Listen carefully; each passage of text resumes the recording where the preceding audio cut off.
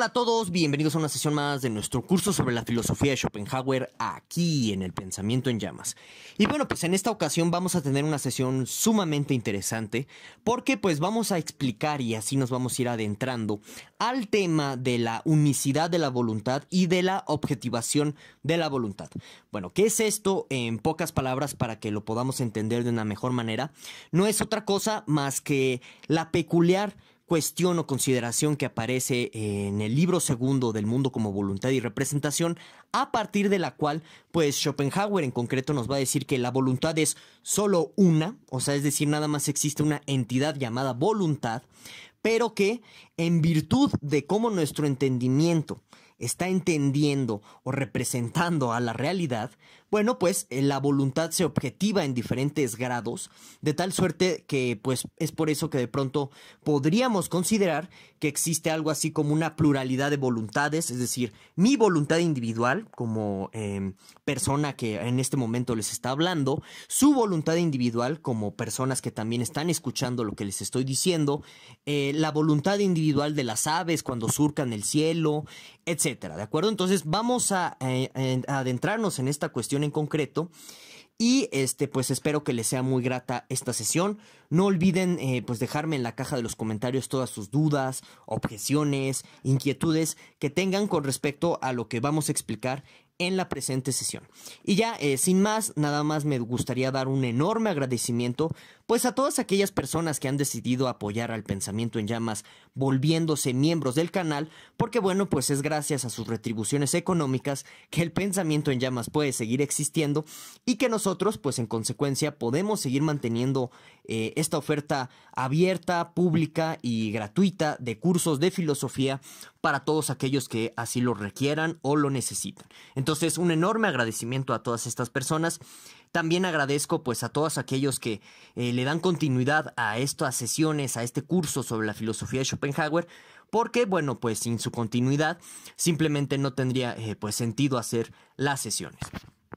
Y bueno, ya brevemente, antes de como tal iniciar con el análisis de la materia que nos atañe en esta ocasión, les recomiendo pues este librito que pueden ver aquí en la pantalla, en donde, bueno, pues a mi consideración es un libro muy interesante porque el autor trata de solucionar algunos problemas, paradojas que existen en mecánica cuántica a partir de la metafísica de la voluntad de Schopenhauer. Puede ser algo complejo en este sentido o en esta temática concreta de la mecánica cuántica. Sin embargo, digamos que lo enriquecedor o lo que nos puede beneficiar para todos aquellos que simplemente estén interesados en el tema de la unicidad y de la objetivación de la voluntad es pues justo la explicación de cómo hay una pluralidad de voluntades siendo en realidad que solamente existe una única voluntad. Entonces pues les recomiendo este librito y ahora sí, comencemos con la temática de esta sesión. Primero que nada, vamos a comenzar arrancando en términos de intentar elucidar o entender cómo para Schopenhauer la voluntad de la que pues él nos está hablando se identifica con esto que para Kant era la cosa en sí.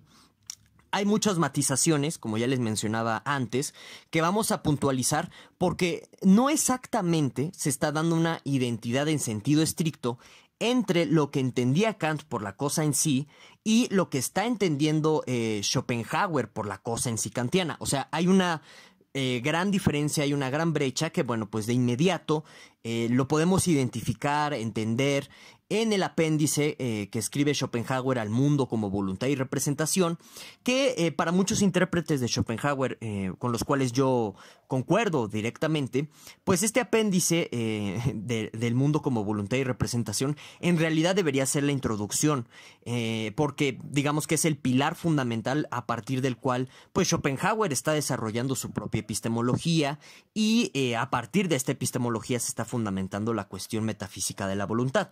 Entonces, yo les recomiendo para todos aquellos que quieran seguir profundizando en términos de esta temática de la identidad entre la cosa en sí kantiana y la voluntad en Schopenhauer, que le den una leída al apéndice. Es digerible hasta cierto punto, pero si de pronto ustedes tienen problemas para comprender pues qué está hablando o de qué está hablando en concreto Schopenhauer en determinado punto del apéndice, pues no olviden que aquí tienen a un servidor dispuesto a explicar pues aquellas cosas en donde ustedes se atoren, ¿de acuerdo? Bueno, entonces, como les decía, yo los invito a que chequen ese apéndice por si quieren profundizar más en lo que vamos a explicar a continuación. También tenemos un curso sobre la filosofía de Kant aquí en el Pensamiento en Llamas, en donde hablamos de la cosa en sí kantiana. Me parece que pues está ubicada esa temática en las sesiones referentes al análisis de la crítica de la razón pura. Entonces ustedes pueden checar esos videos por si también tienen más dudas respecto a qué es esto de la cosa en sí kantiana. Y de igual forma, pues si aún así quedan muchas cuestiones oscuras en respecto a la idea de la cosa en sí kantiana, bueno, pues no olvides escribirme en la caja de los comentarios pues esas dudas, y con gusto pues yo te oriento en lo que necesites. En fin. Bueno, entonces en el video de la sesión pasada vimos cómo para Schopenhauer hay una identidad entre voluntad y cuerpo en un sentido epistemológico inmediato. ¿Qué significa todo esto? Bueno, en pocas palabras, lo que explicamos en el video anterior es que Schopenhauer nos dice que nosotros podemos tener un conocimiento intuitivo, es decir, directo, no un conocimiento abstracto, racional. Esto tiene que ver con las formas del conocimiento o las formas o los modos en los que nosotros conocemos según la cuádruple raíz del principio de razón suficiente. Esto ya lo explicamos en otras sesiones. Bueno, pues Schopenhauer nos dice que existe un conocimiento particular, un conocimiento intuitivo, a partir del cual pues tenemos un conocimiento directo de las cosas, y es gracias a este conocimiento directo de las cosas que, por cierto, les recuerdo que ya hablamos cómo para Schopenhauer los animales tienen este tipo de conocimiento intuitivo de la realidad, y es por eso que pues algunos animales podemos observar que tienen un entendimiento de la causalidad fenoménica. En fin, bueno, como les decía, para Schopenhauer es gracias a este conocimiento directo, intuitivo que tenemos del mundo, que nosotros podemos identificar en nuestro cuerpo que existe una volición, un movimiento que pues no controlamos. Esto es evidente, por ejemplo, al sentir el latido de nuestro corazón, etcétera, de tal suerte que ya también en la acción concreta, en la realidad, en el mundo del obrar, voluntad y cuerpo se confunden y se vuelven uno mismo en la práctica. Es decir, que pues quizás conceptualmente podríamos separar la intención del vehículo o de la herramienta con la cual ejecutamos esta intención. En este concreto serían nuestros actos corporales, pero que, como les digo, ya en el mundo de la práctica, en el mundo concreto, pues no hay una diferencia tangible. Digamos que esto, como les decía, nada más es una diferencia conceptual, porque en el momento en el que actuamos, pues ahí también ya hay una intencionalidad, ya hay una motivación, y es así donde podemos observar la identidad entre voluntad y cuerpo. Bueno, entonces, vimos cómo en la sesión pasada, de esta forma, Schopenhauer nos dice que podemos conocer, al menos intuitivamente, que nosotros somos pura voluntad en última instancia. Ahora, a partir de eso hay una identidad entre la voluntad, la idea de la voluntad que tiene Schopenhauer, y la cosa en sí kantiana. ¿Cómo se da esta identidad? Bueno, pues es un tanto sencillo de entender, pero a la vez es complejo cuando se va desmenuzando la idea. Entonces vamos a ir por partes.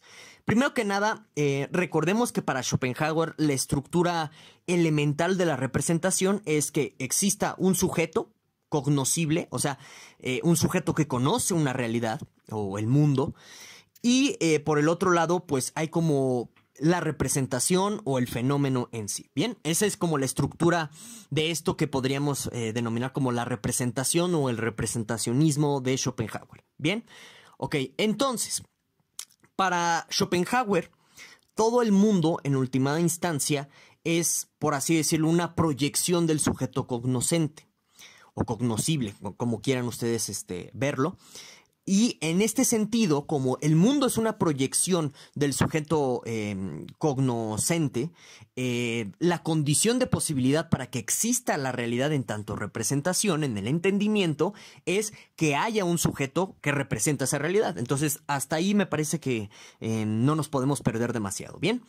Ahora, ya teniendo esta condición de posibilidad de la representación, que en sí es el sujeto cognoscente, bueno, en virtud de que este sujeto cognoscente tiene una corporalidad, es decir, nuestro cuerpo, y como ya vimos, el cuerpo es igual a voluntad, Bueno, entonces, este sujeto cognoscente puede representar a la realidad en virtud de cierta voluntad que él tiene.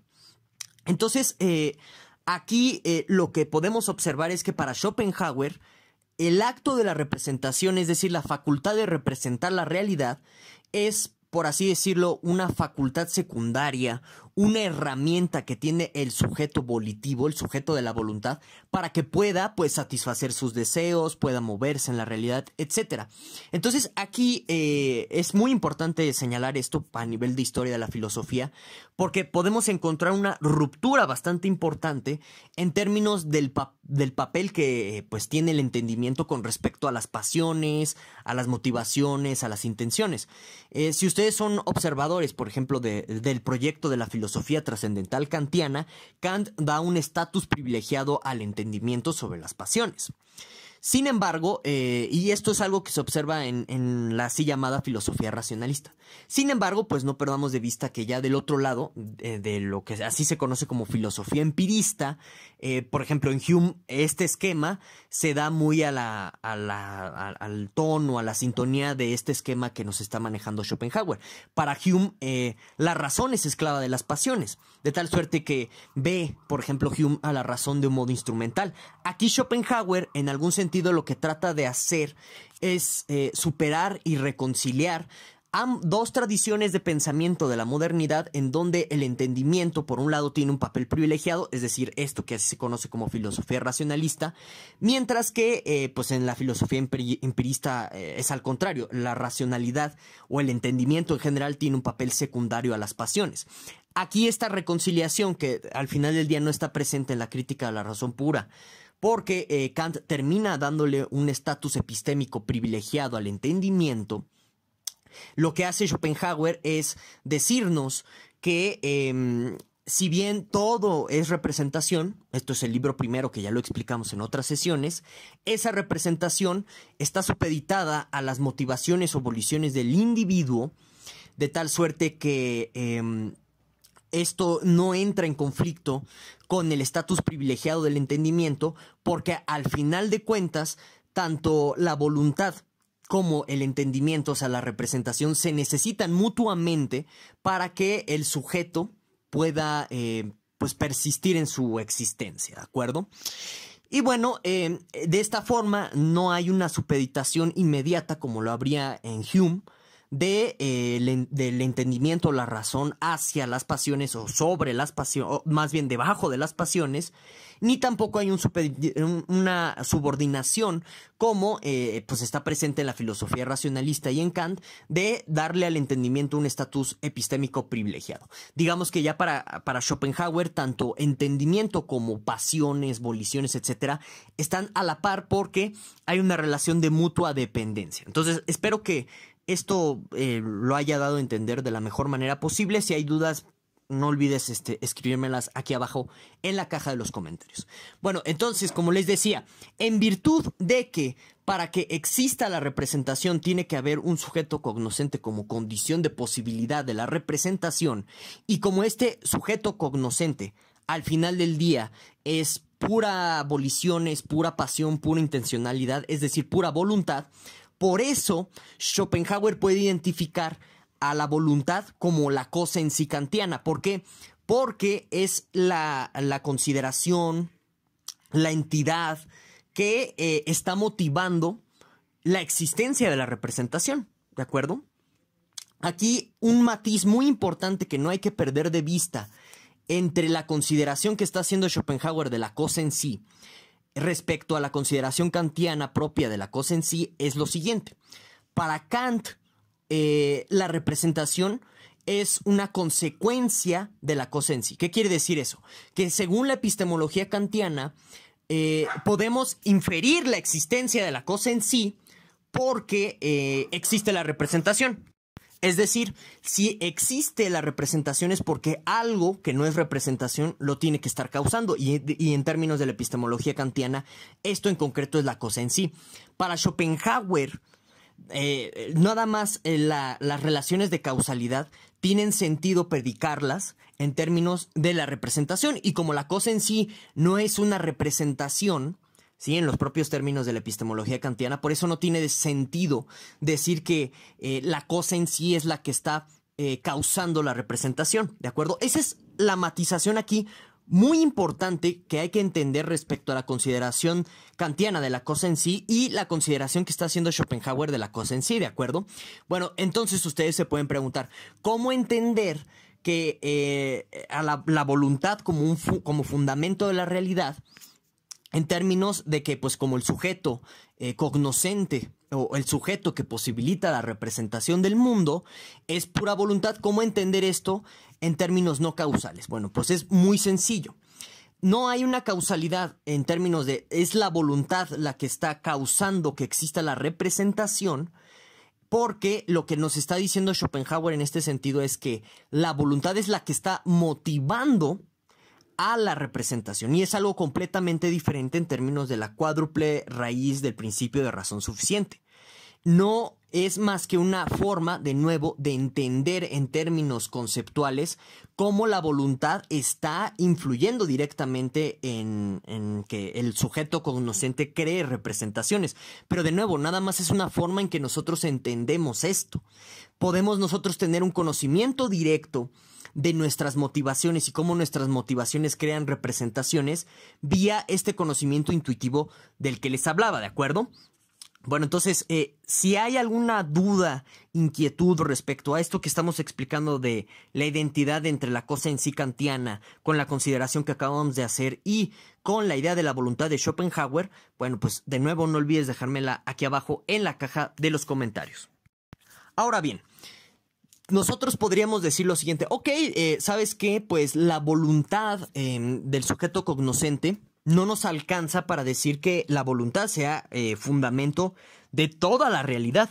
A lo mucho podríamos decir que es un fundamento de la representación de la realidad. ¿Estamos de acuerdo? Bueno, en este sentido, hay que considerar que si pensamos o decimos este tipo de cosas es porque, pues, intuitivamente nosotros podríamos considerar como cierto o cierta la idea de que existe una pluralidad de voluntades. Es decir, que yo como persona individual que les estoy hablando tengo mi propia voluntad, ustedes que me están escuchando tienen su propia voluntad, los animales que van a tomar agua en el río, las aves que surcan el cielo tienen su propia su propia voluntad, perdón, incluso hasta las plantas que crecen a la luz del sol también tienen su propia voluntad. Nosotros podríamos decir eso de forma intuitiva, de tal suerte que sería verdadero, porque al menos, por ejemplo, mi voluntad no ejerce un dominio completo sobre tu voluntad, ni sobre la voluntad de la planta que crece a la luz del sol, etc. Es decir, parece que tenemos voluntades separadas, independientes, que nada las puede afectar más que ellas mismas, ¿de acuerdo? Ok, aquí lo que nos va a decir Schopenhauer es que si eso lo entendemos de esa forma, no es más que por una cuestión de nuestro entendimiento que lo que hace es objetivar a la voluntad. ¿Qué quiere decir esto de objetivar a la voluntad? Bueno, no quiere decir otra cosa más que nosotros representamos a la voluntad como individuos concretos, particulares, de tal suerte que pues esta pluralidad de voluntades, nos dice Schopenhauer, no es más que una ilusión en sentido estricto por ser un producto directo de nuestro entendimiento. Entonces, ahora el gran reto que va a tener la metafísica de Schopenhauer es explicarnos los diferentes grados de objetivación en términos de una única voluntad. Es decir, cómo al final del día esta pluralidad de voluntades no son más que una sola y única voluntad.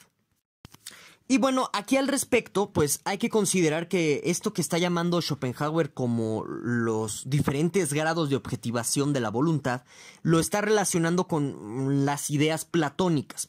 Más adelante, en próximas sesiones, nos vamos a meter a una consideración más profunda de qué está entendiendo Schopenhauer por la idea como un modo o un grado de objetivación de la voluntad. No es exactamente lo mismo a lo que estaba entendiendo Platón, pero digamos que sí está rescatando ciertas bases muy importantes de la teoría de las ideas de Platón para poder entender este nivel o estos grados de objetivación de la voluntad.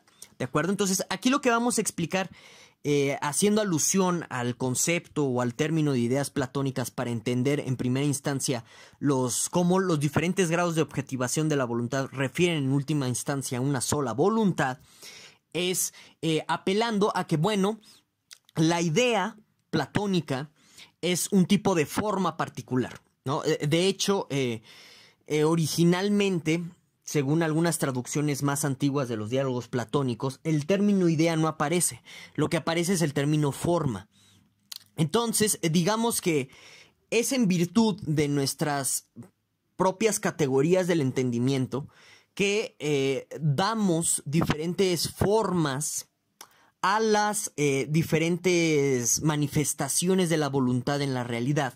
Y en este sentido es que damos una idea diferente por cada nivel o grado de objetivación de la voluntad. Entonces, un ejemplo aquí nos puede servir demasiado, ¿no? Por ejemplo, pensemos en el movimiento de nuestras manos, ¿no? Ok, bueno, el movimiento de nuestras manos lo estamos percibiendo como, pues, un acto de volición, ¿no? En la realidad, es decir, un objeto que se está moviendo. Pero aquí el detalle es que en virtud de nuestras categorías, a este movimiento, en las categorías de nuestro entendimiento, por supuesto, este movimiento de las manos, le estamos dando una cierta forma. La forma de ser mano, la forma de ser un objeto material, ¿no? Tridimensional, etc. Ahora, si nosotros, no sé, vemos caer una bola de boliche de una torre inclinada, ahí también hay un movimiento, efectivamente, pero es un movimiento diferente al movimiento que pueden realizar nuestras manos, ¿verdad?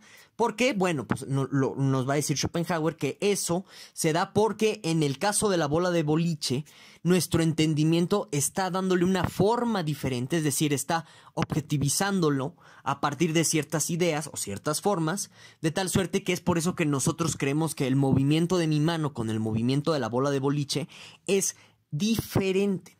Entonces, espero que esto se entienda porque a continuación vamos a explicar cómo o la razón por la que Schopenhauer cree que existe este moverse o este actuar en concreto en el mundo material por parte de la voluntad. Schopenhauer nos va a decir que la voluntad la objetivamos de diferentes maneras porque al final del día, en virtud de nuestro entendimiento que está aplicando diferentes formas o ideas, estamos en realidad entendiendo de modos diversos el fin, por así decirlo, directo, inmediato, de la voluntad sobre el mundo material, que en concreto sería el dominio de la materia. Entonces, lo que nos dice Schopenhauer es que cada una de las objetivaciones de la voluntad o los modos en que nosotros le damos forma a las manifestaciones de la voluntad en el mundo no es más que pues una manera diversa de entender la lucha de la voluntad por el dominio de la materia. En este sentido en concreto, según la metafísica de Schopenhauer, la voluntad está en constante pugna por dominar la materia, por manifestarse en nuestro mundo material. Entonces, Schopenhauer nos dice, miren, por ejemplo, si cae un rayo, eso es manifestación de la voluntad luchando por el dominio material, en concreto en este caso, pues no sé, de la Tierra, de cierta electroestática que se está generando entre cielo y tierra, etcétera. Ahí hay una intención más bien de la voluntad por manifestarse en nuestra realidad, y esta manifestación la podemos entender como una lucha. Ahora, por ejemplo, en el mundo microscópico, ¿no? Cuando vemos a los glóbulos blancos fagocitar o tragarse ciertas bacterias, etcétera, bueno, ahí encontramos otro nivel de objetivación de la voluntad, otra forma en que nuestro entendimiento está aplicando las ideas en esta manifestación de la voluntad, de tal suerte que lo que hay de fondo en esta manifestación de la voluntad es una lucha, aquí en este sentido microscópica, de los glóbulos blancos por persistir, por dominar un tipo de realidad material muy concreta. Igual en los animales, en las peleas en el mundo animal, incluso en las peleas en el mundo de los humanos, también son diferentes modos en que nosotros objetivamos la voluntad, pero que en el fondo lo que hay es una lucha, un predominio de la materia por parte de la voluntad para que la voluntad siga existiendo. Entonces, en este sentido, la esencia última de la voluntad es lucha por el dominio de la materia. Y en este sentido hay una conexión directa, como quizás algunos ya puedan ir sospechando, entre Schopenhauer y la ética de Spinoza, porque Spinoza, ya desde Berkeley está esto, pero digamos que con Spinoza se concreta y se materializa de mejor manera y articula lógicamente. Hay un postulado que nos dice que el ser persiste en su existencia, es decir, que lo que existe en nuestra realidad está luchando constantemente por seguir existiendo. Entonces, este postulado en algún sentido lo retoma o se inspira Schopenhauer de él para decirnos que la esencia última de la voluntad es continuar perpetuándose en la realidad, en la existencia, y en esa continua perpetuación de la voluntad por existir, se da una lucha por el dominio de la materia, porque sin la materia no puede existir la voluntad. Y justo pues nosotros, por nuestro entendimiento, por nuestras capacidades cognitivas, etcétera, lo que estamos haciendo es entender o representar esta lucha por el dominio de la materia por parte de la voluntad, de tal suerte que en nuestra realidad material, todos los fenómenos que podemos observar con un cierto movimiento, con un cierto volición, incluso con una cierta interacción, Schopenhauer las está interpretando como modos diferentes de percibir o de representar la lucha de la voluntad por el dominio de la materia, pero es una sola voluntad que está de nuevo en constante pugna por existir. Y entonces la voluntad en este sentido parece ser como el agua que se filtra gota por gota en una casa con grietas. Lucha esa agua que se filtra por, pues justo, seguirse filtrando, de tal suerte que por más obstáculos que se le pongan en el camino, esa gotita de agua que se filtra, ¿no?, en las grietas de una casa, pues ahí está persistiendo. Y la voluntad en este sentido tiene un comportamiento similar a este símil que hago con el agua. La voluntad intenta constantemente por persistir, por seguir en su dominio de la materia, de tal suerte que en todos lados de nuestra realidad podemos observar, según Schopenhauer, cómo la voluntad está luchando por seguir existiendo, desde nuestros movimientos de nuestros órganos de digestión más básicos. Hay una lucha ahí de la voluntad por perpetuarse, desde que nosotros pues salimos a trabajar para conseguir el pan y de esta forma seguir viviendo. Hay una lucha de la voluntad por perpetuarse, desde la caída del rayo hay una lucha ahí por perpetuarse, al menos de las partículas, etcétera. A nivel del mundo microscópico hay una lucha de estos individuos microscópicos o de estos seres microscópicos por seguir persistiendo. En el mundo animal también, etcétera. Todas estas son manifestaciones, modos diferentes de entender cómo la voluntad está luchando por existir. Y bueno, pues ya sin más, muchísimas gracias a todos por escuchar. Espero que les haya gustado esta sesión. No olviden dejarme en la caja de los comentarios todas sus dudas, inquietudes, objeciones y demás. Nos vemos hasta la próxima semana.